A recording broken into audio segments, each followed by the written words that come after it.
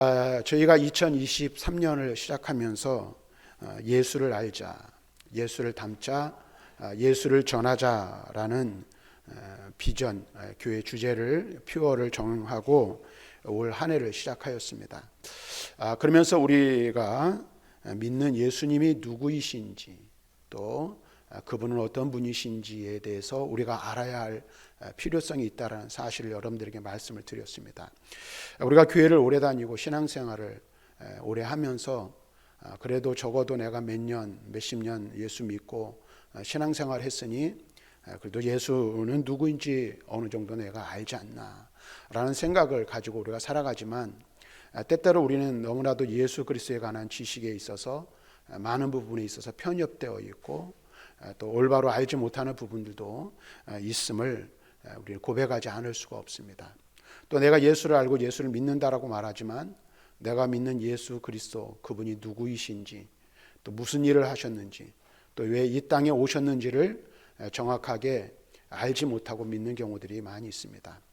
그런데 믿음이라는 것은 지식에 기반한 것이고, 올바로 예수를 알지 못하면 보다 더 깊은 믿음의 자리, 신앙의 자리에 나아갈 수 없다는 사실을 우리는 분명하게 인식해야 합니다. 그래서 우리의 믿음을 더 성장시키고, 또 우리가 믿는 그 믿음이 더 풍성하여 우리의 삶의 그리스도인의 능력이 나타나기 위해서는 우리가 믿는 예수 그리스도 그분이 누구이신지를 정확하게 알고, 또 분명하게 인식하며, 또 그분 안에서 그분을 더 많이 닮아감을 통해 우리의 믿음의 능력이 더 배가 될 수 있다는 사실을 우리는 기억해야 할 필요가 있습니다.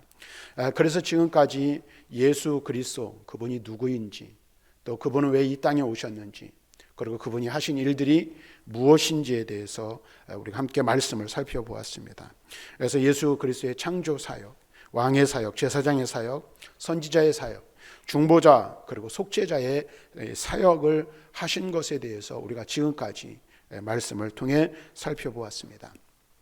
이제 오늘과 다음 주에 이어서는 예수 그리스도의 사역의 가장 중요하며 마지막 부분이라 할 수 있는 심판 사역에 대해서 우리가 말씀을 함께 나누려고 합니다.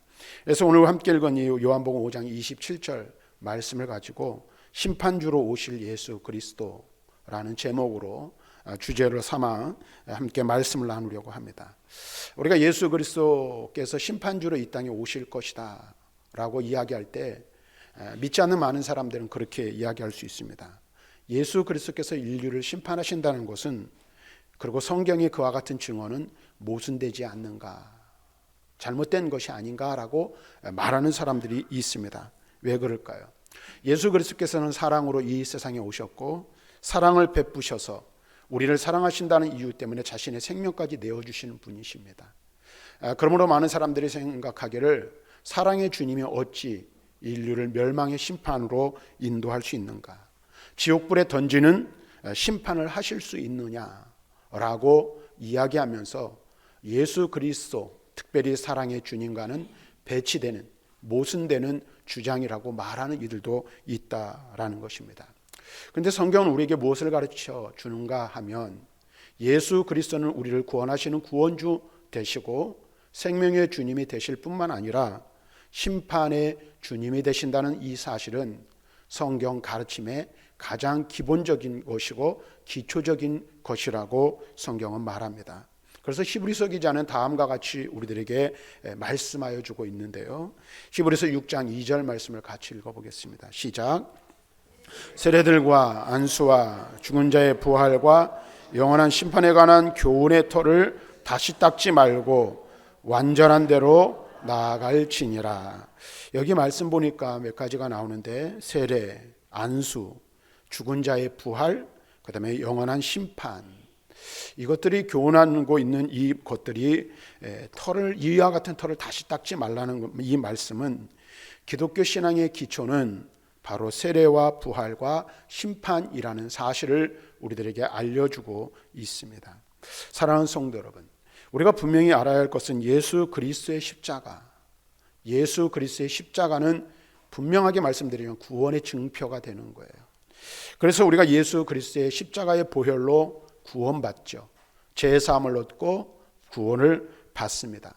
그런데 이것은 동전의 양면과 같아서 이 예수 그리스도의 구원의 증표인 십자가를 믿고 받아들이면 구원을 받지만 이 십자가를 통한 하나님의 은혜를 거절하는 자에게는 피할 수 없는 하나님의 심판이 이미 임하였다는 것이 성경이 우리들에게 가르쳐주고 있는 분명한 가르침입니다.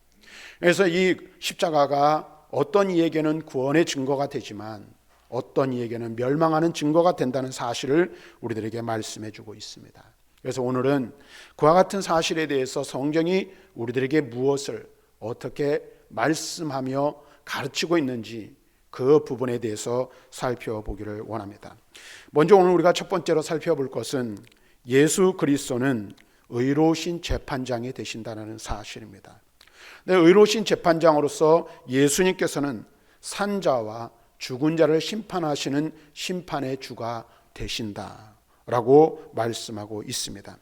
근데 예수 그리스도께서 산자와 죽은 자의 심판의 주가 되신다는 이 고백은 구주 되신 그리스도와 더불어 초대교회 때부터 기본적인 신앙 고백, 다시 말하면 기독교의 가장 기본적이고 기초적인 고백으로 고백되어졌다라는 사실입니다. 그렇다면 우리가 한번 생각해 볼 게 있죠. 어떻게 그리스도께서 의로우신 재판장이 되시는지 말씀을 통해 함께 살펴보기를 원합니다. 먼저 우리가 생각할 것은 이런 겁니다. 앞에서 잠깐 언급했지만 기독교는 무슨 종교? 사랑의 종교라고 말하죠. 또는 생명과 축복의 종교라고 여깁니다. 그런데 만약에 우리가 이것이 사랑과 생명과 축복의 종교로만 여긴다면 절반은 맞고 절반은 틀린 생각이라는 것을 우리는 분명하게 알아야 합니다. 기독교는 물론 하나님의 거룩한 사랑, 또 인생을 향한 하나님의 놀라운 축복이 계시되어져 있고 그것을 증거하고 있습니다. 그런데 우리가 분명히 알아야 할 것은 기독교를 통해, 성경을 통해 하나님께서 사람들에게 하나님의 사랑과 축복을 말씀하시기 이전에 그 모든 것은 하나님의 공의를 전제하고 있다라는 것입니다. 그리고 하나님께서 축복을 말하기에 앞서 모든 인생들에게 책임을 요구하고 있다는 사실을 우리는 분명하게 깨달을 필요가 있습니다. 또한 그리스도의 사랑, 그러니까 그리스도께서 십자가에서 우리를 위하여 흘리신 그 놀라운 보혈의 사랑, 그 사랑은 하나님 아버지의 공의를 기반한 사랑이라는 사실을 우리는 잊지 말아야 한다는 것입니다. 세상의 종교를 보면, 대표적인 종교 불교라든지 다른 여타의 종교들을 보면 의도 없고 표준도 없는 허무주의적이며 감상적인 사랑과 자비를 이야기하는 경우들이 많이 있어요. 그리고 인간의 이 어떤 특별한 행위들을 요구하는 것들을 볼 수가 있습니다. 하지만 기독교는 그것과 다르다는 사실을 분명히 알아야 합니다. 예수 그리스도께서 사람으로 이 땅에 오시고 그분께서 십자가에서 희생적 속죄의 사역을 이루신 이 모든 일들은 우리를 대신하여 하나님의 공의를 만족하기 위함에서 비롯되었다는 사실을 분명히 깨달아야 하는 것이죠. 그래서 성경은 우리에게 무엇을 말합니까? 모든 인간은, 이 땅에 존재하는 모든 인간은 다 죄인이기에 자신의 죄를 스스로 해결할 수 없는 존재입니다. 그리고 그 죄의 대가로 이미 육신의 사망이 우리에게 임하였고 또한 영원한 하나님의 심판으로 말미암아 영원한 사망에 이르게 될 것이라고 말씀하고 있어요. 그런데 이와 같은 인간이 겪는 이 모든 고통의 죄의 문제는 우리의 힘으로나 능력으로나 우리의 그 어떠한 노력으로도 해결할 수 없는 것이라고 말하고 있습니다. 그래서 의인은 없나니 단 한 사람도 이 땅에 존재하지 않으며 하나님의 공의를 만족시킬 수 있는 인간의 어떤 행위도 있을 수 없음을 말씀해 주고 있는 거예요. 그래서 그러한 측면에서 인간 구원은 불가능한 일이라는 사실이죠. 그래서 이 땅에 태어나는 모든 인간은 죽음을 향하여 달려가고 있고 죽음의 문제를 해결할 수 없는 거예요. 그런데 하나님께서 그러한 우리를 사랑하셔서 어떻게 하셨어요? 그의 아들 예수 그리스도를 이 땅에 보내시고 죄 없으신 그분께서 우리를 대신하여 십자가에 죽으심으로 하나님의 공의를 만족하게 하시고 우리의 죄의 문제, 죽음의 문제를 해결하셨다는 사실입니다. 오늘 우리는 이 사실을 깨달아야 합니다.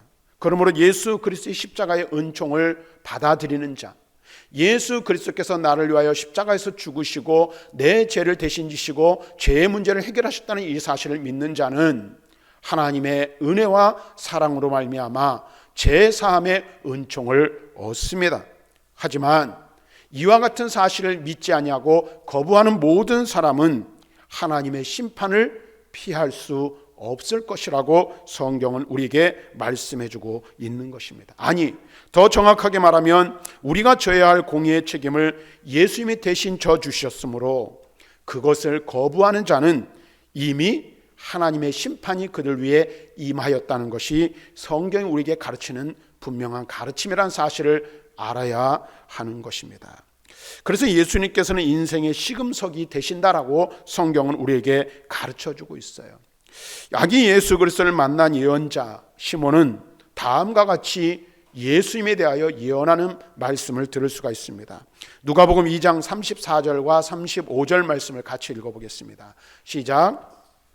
이는 이스라엘 중 많은 사람을 패하거나 흥하게 하며 비방을 받는 표적이 되기 위하여 세움을 받았고 여러 사람의 마음을 생각을 드러내려 함이니라 하더라. 이 시몬의 이와 같은 말씀은 하나님께서 예수 그리스도를 이 땅에 보내신 주요 목적이 그리스도를 인생 심판의 좌표 그리고 시금석으로 삼고자 하셨다라는 말씀입니다. 그래서 이 35절 말씀에 보면 여러 사람의 마음의 생각을 드러내려 하심이라 이렇게 말씀하고 있어요. 그러므로 성경은 하나님의 궁극적인 심판은 오직 예수 그리스도 안에서 행하실 것을 증언하고 있습니다. 성경을 몇 군데 한번 보겠는데요. 사도행전 10장 42절 같이 읽습니다. 시작. 우리에게 명하사 백성에게 전도하되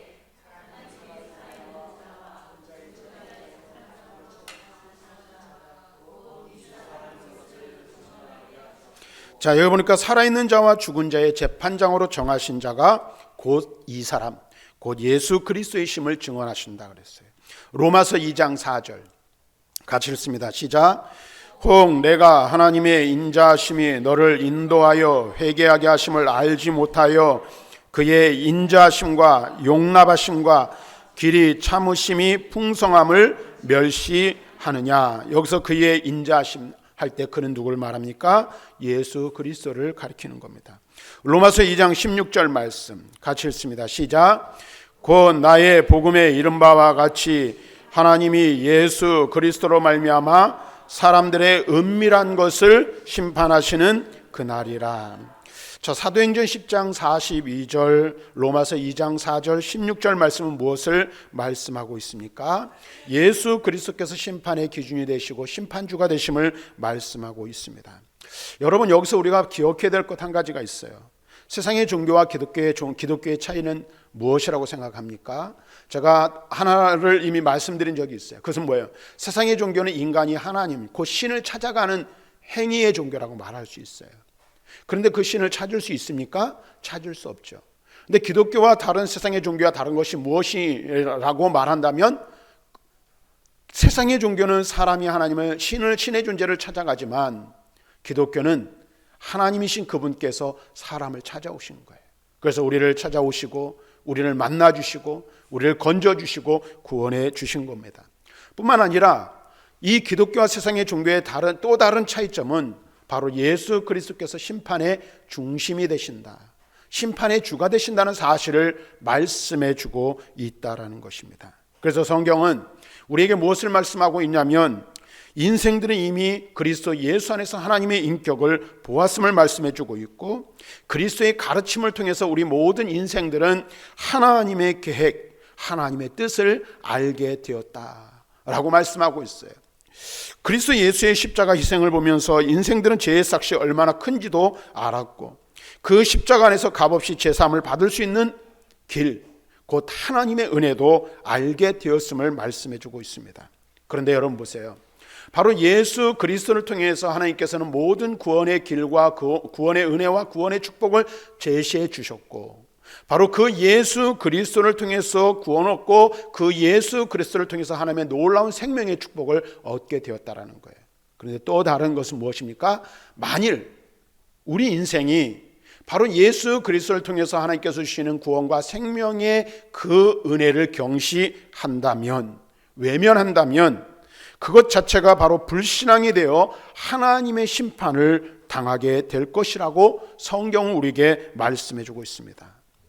예수 그리스도를 경시하는 그 완감이 심판의 근거가 된다는 것입니다. 그래서 그와 같은 의미에서 예수 그리스도는 인류에 합당한 심판의 주가 되신다라고 성경은 말씀해 주고 있습니다. 요한복음 3장 17절과 18절 말씀을 함께 읽어보도록 하겠습니다. 같이 읽습니다. 하나님이 그 아들을 세상에 보내신 것은 세상을 심판하려 하심이 아니요 그로 말미암아 세상이 구원을 받게 하려 하심이라. 그를 믿는 자는 심판을 받지 아니하는 것이요 믿지 아니하는 자는 하나님의 독생자의 이름을 믿지 아니하므로 벌써 심판을 받은 것이니라. 자, 여기 말씀을 자세히 한번 보세요. 17절 말씀을 한번 보세요. 17절. 하나님의 뜻은 무엇입니까? 세상을 심판하려는 것이 아니라고 말하고 있어요. 그럼 하나님의 뜻은 뭐예요? 인류를 향하신 하나님의 뜻은 세상을 구원하시고자 하는 것이 하나님의 뜻이에요. 그런데 18절 말씀을 보면 뭐라고 말합니까?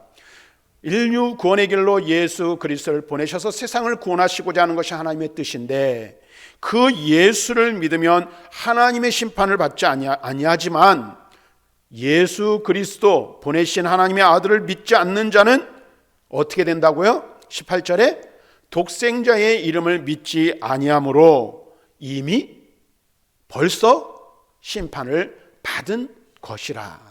이렇게 말씀해주고 있음을 보게 되는 것입니다. 다시 말하면 우리 모든 인류와 인생의 심판을 받느냐 받지 않느냐의 기준은 누구입니까? 예수 그리스도시라는 거예요. 예수 그리스도. 예수 그리스도를 믿느냐 믿지 않느냐가 바로 심판의 기준이 되고 심판의 판단의 기준이 된다는 사실을 우리는 분명히 깨달아야 하는 거예요. 다시 말하면 여러분 보세요. 우리가 천국을 가느냐 지옥을 가느냐는 내가 이 세상에서 어떻게 살았느냐가 아니라는 거예요. 내가 좀 더 착하고 선하고 의롭게 살았느냐, 또는 내가 많은 사람들을 구제하고 많은 이 가난하고 어려운 사람들을 돌보아 주었느냐, 또는 의롭고 거룩한 삶을 살았느냐, 이것이 기준이 아니라는 거예요.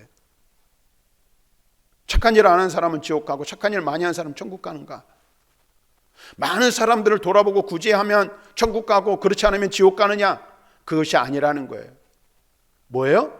이 땅의 구주로 보내신 예수 그리스도를 믿느냐 믿지 않느냐가 바로 우리가 심판을 받느냐 받지 않느냐의 기준이 되고 근거가 된다는 사실을 우리에게 말씀해 주고 있는 거예요. 그래서 모든 심판의 중심은 누구이십니까? 예수 그리스도이십니다. 오늘 우리가 이 사실을 분명히 깨달아야 하는 거예요. 그 다음에 두 번째로 우리가 생각할 것은 주님을 심판자 혹은 재판장으로 표현할 때에 산자와 죽은 자를 심판하시는 분이라는 표현이 성경에 나오고 있다라는 거예요. 성경을 한번 봅시다. 디모데후서 4장 1절 말씀을 같이 한번 읽어보겠습니다. 디모데후서 4장 1절 시작. 하나님 앞과 살아있는 자와 죽은 자를 심판하실 그리스도 예수 앞에서 그가 나타나실 것과 그의 나라를 두고 엄히 명하노니. 여기 보니까 뭐라고 말하고 있어요? 살아있는 자와 죽은 자를 심판하실 그리스도 예수라고 말하고 있어요. 베드로전서 4장 5절 말씀 같이 읽습니다. 시작. 그들이 산 자와 죽은 자를 심판하기로 예비하신 이에게 사실대로 고하리라. 여기서도 뭐라고 말하고 있어요? 살아있는 자와 죽은 자를 심판하실 분이 계심을 말씀해 주고 있어요. 이와 같은 표현을 사용한 데는 분명한 뜻이 있습니다. 그것은 주님께서 죽은 자를 심판하실 뿐만 아니라 살아있는 자도 심판하신다는 사실을 말씀해 주고 있어요. 다시 말하면 심판의 대상이 있는데 심판의 대상이 누구입니까? 먼저 산 자와 죽은 자가 될 거라고 했어요. 그래서 먼저 주님은 살아있는 자를 심판하실 것이라 말하고 있어요. 살아있는 자는 무엇을 말합니까? 지금 현재 지구상에서 살아 숨쉬고 있는 모든 인생을 가리켜 말하는 것입니다. 사실 많은 사람이 자신의 생애에서 하나님의 심판이 있을 것이라는 사실을 깨닫지 못하고 살아가는 경우가 태반입니다.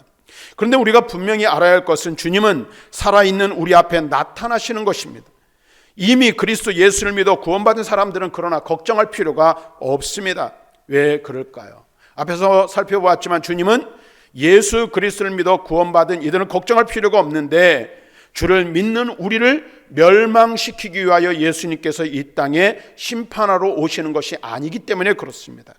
예수님은 우리 믿는 성도들을 구름으로 끌어올려 공중에서 주님을 영접하게 하시며 우리로 하여금 항상 주님과 함께 있게 하실 것입니다.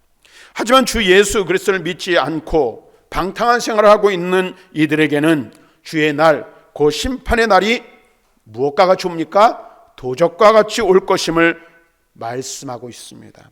데살로니가전서 5장 2절 말씀 같이 읽습니다. 시작. 주의 날이 밤에 도둑같이 이를 줄을 너희 자신이 자세히 알기 때문이라. 주님께서 어떻게 오신다고요? 도적과 같이, 예고하지 않고 불현듯이 갑자기 전혀 예상하지 못한 때에 오는 거예요. 이와 같은 일들을 누가 당합니까? 만주의 주여 주님을 믿지 않고 섬기지 않는 자들에게 이와 같은 심판이 임할 것이라고 말씀하고 있습니다. 그래서 성경은 현재 평안하다 안전하다라고 말하는 이들에게 이와 같이 심판이 임할 것이라고 말하고 있습니다.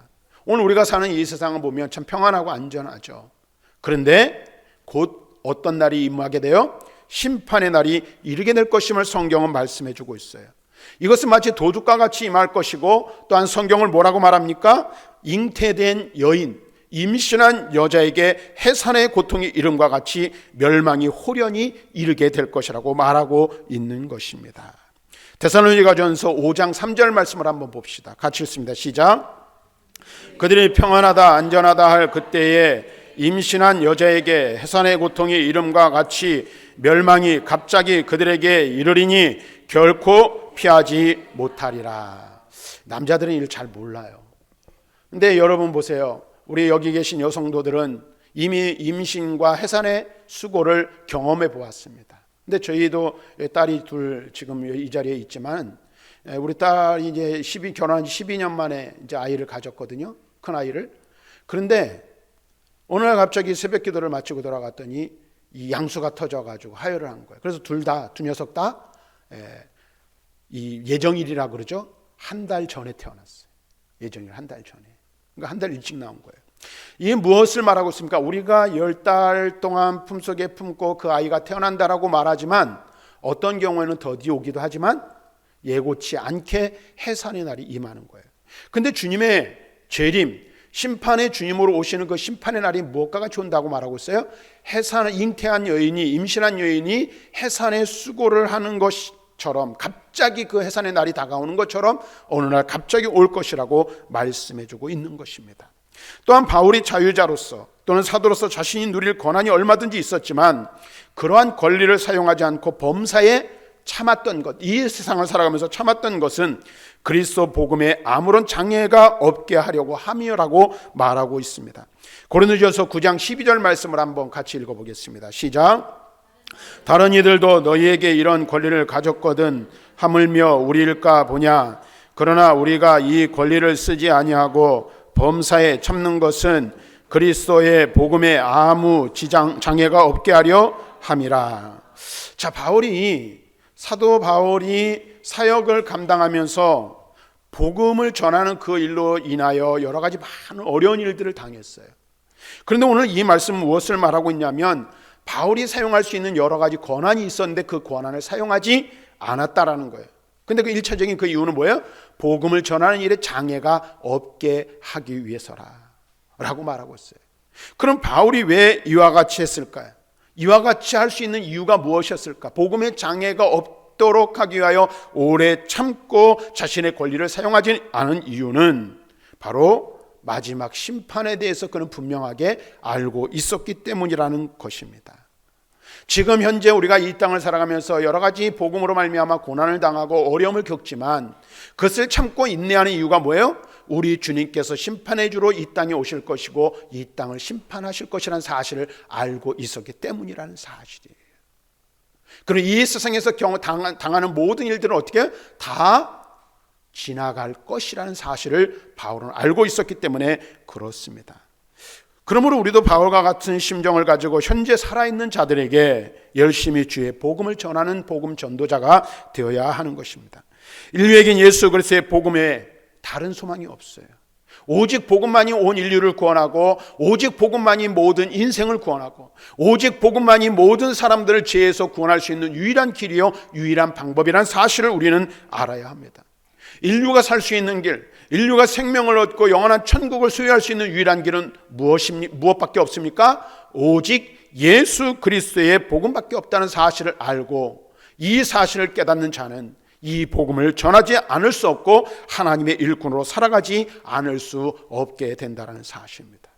예수 그리스도의 복음이 죄악된 인류에게 가장 필요하다는 것, 이 사실을 바울은 알고 있었어요. 그래서 그 복음을 전하는 일에 장애가 되지 않고 심판의 주가 오실 때 온 인류가 구원 얻도록 하기 위해서 어떻게 해요? 그의 권리를 사용하지 않고 그가 당하는 모든 어려운 일들을 참고 인내하였다라는 것입니다. 그래서 예수님께서는 살아있는 자를 심판하시기 위해 이 땅에 오시는 거예요. 또한 두 번째로는 그리스도께서는 어떤 자를 심판하십니까? 죽은 자도 심판하시는 겁니다. 죽은 자의 심판은 죽음 후에 행하시는 심판과 최후의 대심판으로 나뉘어지는데, 이 모든 것이 하나님의 심판에 포함됩니다. 그래서 성경을 보면, 누가복음에 보면 예수님께서 이와 같은 사실을 잘 비유로 말씀해 주시고 있는데, 부자와 나사로의 비유를 통해서 부자는 어떻게 되었다고 말하고 있어요? 죽은 후에 음부에 들어가게 되었어요. 그런데 바로 이것이 죽음 후에, 다시 말해서 개인 종말의 심판을 의미하는 거예요. 그래서 모든 인생은, 예수를 믿지 않는 모든 사람들은 어떻게 됩니까? 죽으면 바로 음부에 들어가게 되어 있다라는 것입니다. 그런데 믿는 자는 어떻게 됩니까? 거지 나사로가 있는 그곳, 아브라함이 있는 그곳, 곧 낙원으로 들어가게 되어 있음을 말씀해 주고 있어요. 불신자는 음부에 들어가 최후의 대심판까지 고통을 받게 되는 것입니다. 그래서 성경은 우리에게 무엇을 말하고 있습니까? 한 번 죽는 것은 사람에게 정해진 것이고, 그 후에는 무엇이 있다? 심판이 있다라고 히브리서 9장 27절에 분명하게 우리에게 말씀해 주고 있어요. 여러분 보세요. 이 땅을 살아가는 사람들 중에 죽음을 피할 수 있는 사람이 있습니까? 아무도 없습니다. 모든 인생은 다 죽게 마련이에요. 얼마를 사느냐가 중요한 것이 아니죠. 사람의 생명은, 성경은 말하죠, 70이고 강건하면 80이라고 말하고 있어요. 그런데 오늘 우리는 100세 시대를 살아가요. 그래서 100세에 가까운 인생을 살고 그보다 더 많은 인생을 살아가요. 그런데 그게 중요한 게 아니에요. 얼마를 살든지 간에 결국 인생은 어떻게 된다? 죽을 수밖에 없다라고 하는 거예요. 모두 다 죽어요. 90세를 살고 100세를 사는 것, 조금 더 사느냐 덜 사느냐의 문제이지 반드시 모든 인생은 죽는다라는 거예요. 그런데 성경이 분명히 우리에게 말하고 있어요. 한 번 죽는 것은 사람에게 정해진 이치라고 말하고 있어요. 우리 모두는 죽음을 향하여 달려가고 죽을 수밖에 없는 존재예요. 그런데 죽는 것으로 인생이 끝나는 게 아니에요. 죽는 것으로 모든 것이 끝난다면 얼마나 편하겠어요. 이 땅에서 어떻게 살았든지 간에, 어떠한 삶을 살았든지 간에 죽는 것으로 끝난다면 사는 거에 지장받고 문제될 게 없어요. 그런데 반드시 뭐가 있어요? 하나님의 심판이 인생을 기다리고 있음을 성경은 말씀해 주고 있다라는 거예요. 믿지 않는 불신자는 죽음 후에 음부에 들어가 고통을 당하고 결국 하나님의 대심판을 받게 될 것입니다. 근데 그 음부의 고통이 얼마나 심하느냐? 물 한 방울만이라도 자기의 혀에 적셔주기를 간절히 바라는 마음을 가질 수밖에 없는 고통 가운데 있을 것이라고 말씀하고 있는 것입니다. 이 말은 무엇을 말하는 겁니까? 그 고통이 이루 다 말로 표현할 수 없는 고통이라는 사실을 우리들에게 가르쳐주고 있습니다. 그래서 어떤 의미에서는 그리스도 앞에서는 삶과 죽음의 의미가 없음을 말씀해주고 있어요. 그런 영원하신 하나님이기에 어떤 자를 심판하십니까? 살아있는 자와 죽은 자를 모두 다 심판하심을 말씀해주고 있는 거예요. 그 다음에 또 우리가 생각해 볼 것은, 하나님께서는 이렇게 해서 죽은 자, 산자와 죽은 자를 심판하실 뿐만 아니라 교회를 심판하신다라고 말하고 있어요. 그래서 하나님의 집에서 심판을 시작하신다라고 베드로전서 4장 17절에 말씀하고 있습니다. 그런데 교회는 무엇을 말합니까? 교회의 머리는 그리스도요, 교회는 그리스도를 믿는 모든 성도들을 가리키는 거예요. 여기 우리가 예수 그리스도를 구주로 고백하여 모여있는 저와 여러분이 곧 교회입니다. 교회는 그리스도의 분신이기에, 그리스도의 몸이기에 더욱 철두철미한 심판이 있을 것이라고 말씀해주고 있어요. 그런데 여기서 잘 알아야 될 게 있어요. 심판하신다고 하니까 죄를 심판하시고 고통과 저주가 임하는 것으로 생각할 수 있는데, 교회를 심판하신다는 것은 고통과 저주의 심판이 아니라 은혜와 축복의 심판을 의미하는 겁니다. 주님께서는 우리 성도들이 일한 공력에 따라 상급을 주시는 심판을 행하실 것임을 말씀해주고 있어요. 그래서 많은 사람들을 옳은 대로 돌아오게 하는 자는 별과 같이 영원토록 빛나게 될 것이라 말하고 있어요. 다니엘서 12장 3절 말씀 같이 읽어보겠습니다. 시작. 지혜 있는 자는 궁창의 빛과 같이 빛날 것이요, 많은 사람을 옳은 대로 돌아오게 한 자는 별과 같이 영원토록 빛나리라. 지혜 있는 자, 많은 사람을 옳은 대로 돌아오게 한 자는 별과 같이 빛나는 인생이 되게 하실 것이라고 말하고 있어요. 뿐만 아닙니다. 성경은 그리스도인, 그 예수를 구주로 믿어 구원받은 모든 사람들에게 영원한 면류관을 주실 것이라고 말씀해 주고 있어요. 그런데 이 면류관이라는 것은 세상에서 주는 것이 아니에요. 세상에서 받는 그런 것을 말하지 않습니다. 올림픽 경기에 나아가면 월계관을 쓰잖아요. 마라톤에 우승한 자는. 그런 시들어버리고 없어져버리고 사라져버릴 것을 말하는 것이 아닙니다. 이것은 심판의 주님으로부터 직접 받는 정말 명예스럽고 자랑스러운 면류관을 의미하는데, 이 면류관은 성경을 보니까 생명의 면류관, 썩지 않는 면류관, 영광의 면류관, 의의 면류관이라고 말씀하고 있어요. 성경을 한번 천천히 한번 살펴보겠습니다. 야고보서 1장 12절 같이 읽습니다. 시작. 시험을 참는 자는 복이 있나니 이는 시련을 견디어 낸 자가 주께서 자기를 사랑하는 자들에게 약속하신 생명의 면류관을 얻을 것이기 때문이라. 아멘. 여러분, 그 시험을 참는 자는 복이 있다 그랬어요. 이 땅을 살아가면서 시험을 당하는 모든 자는 복이 있는데, 왜 그렇다고요? 약속하신 무엇을 주신다고요? 생명의 면류관을 주실 것이고 그것을 얻게 될. 고린도전서 9장 25절 같이 읽습니다. 시작. 이기기를 다투는 자마다 모든 일에 절제하나니 그들은 썩을 승리자의 간을 얻고자 하되 우리는 썩지 아니할 것을 얻고자 하노라. 여러분, 그러니까 썩지 않을 면류관을 우리에게 주신다는 거예요. 세상에서 얻는 모든 것들은 썩어질 거예요. 영원하지 못한 거예요. 다 사라지고 없어질 거예요. 여러분 보세요. 이 세상에서 얻는 것들은요, 영원하지 못해. 다 사라져버려요. 무소불위의 권력도 마찬가지죠. 무소불위의 권력을 가진 자도 자기가 권력을 쥐고 권력을 휘두를 때는 모든 것을 가진 것 같고 그것이 영원히 지속되리라 생각하지만 언젠가는 그 권력의 자리에서 권좌에서 내려올 날이 있는 거예요. 그런데 하나님이 주시는 면류관은 썩지 않는 거예요. 베드로전서 5장 4절 말씀 같이 읽습니다. 시작. 그리하면 목자장이 나타나실 때 시들지 아니하는 영광의 관을 얻으리라. 영광의 관을 주신다라고 말했어요. 영광의 면류관을 말하고 있고요. 디모데후서 4장 8절 말씀 시작. 이제후로는 나를 위하여 의의 면류관이 예비되었으므로 주 곧 의로우신 재판장이 그날에 내게 주실 것이며 내게만 아니라 주의 나타나심을 사모하는 모든 자에게도니라. 아멘. 여러분, 그러니까 뭐예요? 바울을 위하여 의의 면류관이 예비되어 있는데, 이 바울이 얻는 이 의의 면류관은 누구만 바울만 얻는 것이 아니라 뭐라고 말하고 있어요? 주의 나타나심을 사모하는 모든 자, 예수 그리스도를 구주로 믿고 그분이 오심을 고대하며 기다리는 모든 자에게 주어질 면류관이라 말씀하고 있음을 보게 됩니다. 다시 말하면 이 말은 무슨 말입니까?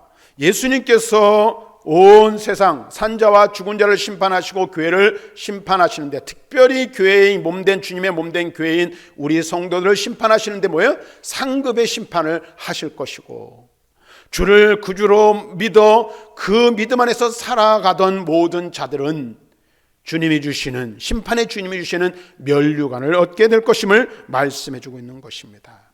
이제 마지막으로 하나만 더 말씀을 드리면, 주님은 온 인류를 심판하십니다. 창조주로서 양과 염소를 구분하듯 당신의 창조의 뜻에 순종한 자들과 거역한 인생들을 판결하실 것을 말씀해 주고 있어요. 마태복음 25장 31절부터 33절까지 봅니다. 시작. 인자가 자기 영광으로 모든 천사와 함께 올 때에 자기 영광의 보좌에 앉으리니 모든 민족을 그 앞에 모으고 각각 구분하기를 목자가 양과 염소를 구분하는 것 같이 하여 양은 그 오른편에 염소는 왼편에 두리라. 이것은 뭐예요? 온 인류 마지막 심판을 하실 때에 양과 염소를 구분하듯이 오른편과 왼편으로 구분하여 하나님께서 천국의 생명과 지옥의 형벌을 주실 것을 결정하신다는 거예요. 이 말씀은 무슨 말씀입니까? 주 그리스도의 심판을 면할 자, 피할 자는 아무도 없다는 거예요. 모든 인류가 심판을 받는데 구분된 심판을 받게 될 것이고 구별되어 심판의 자리에 임하게 될 것이라는 사실을 말씀해 주고 있어요. 믿는 자도 심판을 받고 믿지 않는 자도 심판을 받게 된다는 거예요. 그리고 모든 사역을 완결하신 후 아버지 하나님께 모든 권한을 돌려드릴 것을 말씀해 주고 있어요. 사랑하는 성도 여러분, 우리 주 예수 그리스도는 심판의 주님으로 이 땅에 다시 오실 것입니다. 주님 다시 오실 때 끝까지 믿음으로 우리의 주어진 사명을 감당하여 잘하였도다, 착하고 충성된 종이라고 칭찬드리며 면류관을 얻는 저와 여러분들이 되시기를 주님의 이름으로 간절히 축원합니다.